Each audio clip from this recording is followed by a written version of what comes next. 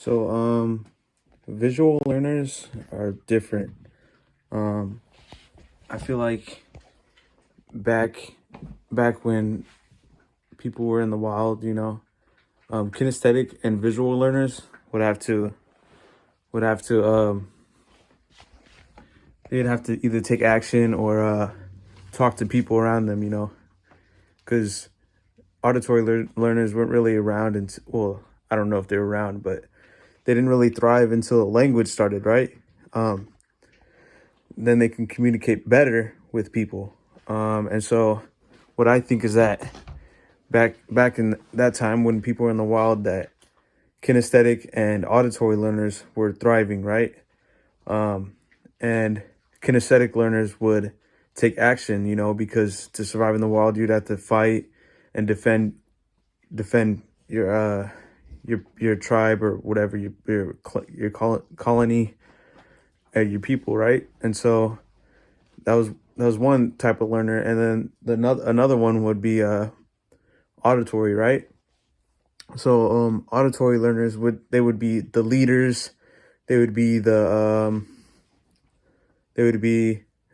people who would talk to people and persuade and influence and and uh be and lead, right? They'd be the leaders.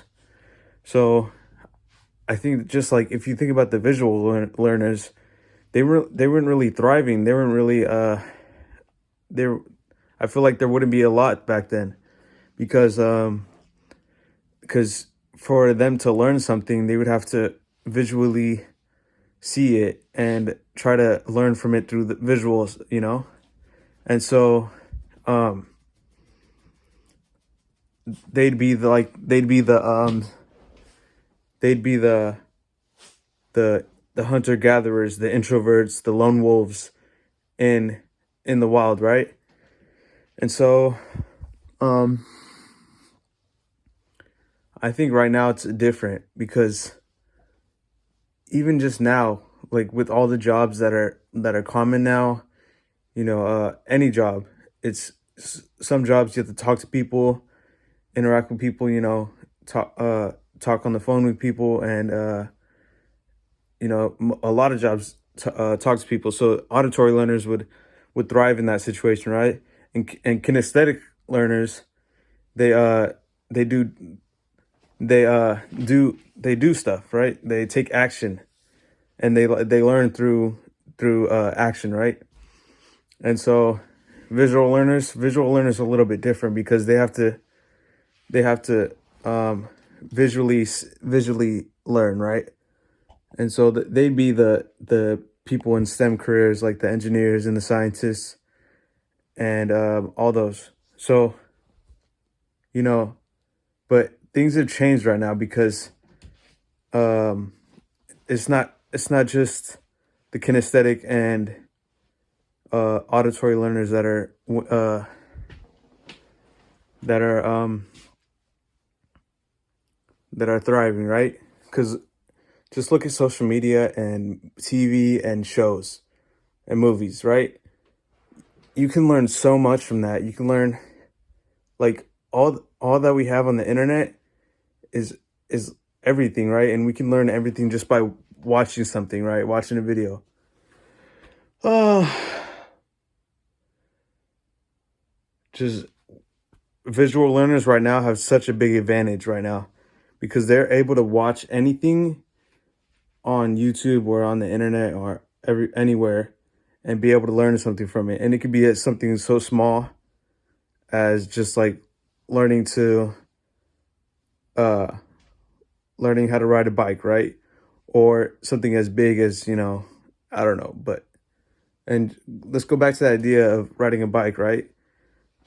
Um so for a visual learner, they would have to watch someone ride a bike for them to learn it. That's the best way they would have to learn it, right? And it's not that's not always the case where they need to watch someone to learn how to ride a bike, but that's just one of the ways. And if you think about it, riding a bike it's already been done. Like a lot of the stuff that people have created over the years and invented, like I'm thinking of like the light bulb, like just anything that's been created, like a doctor.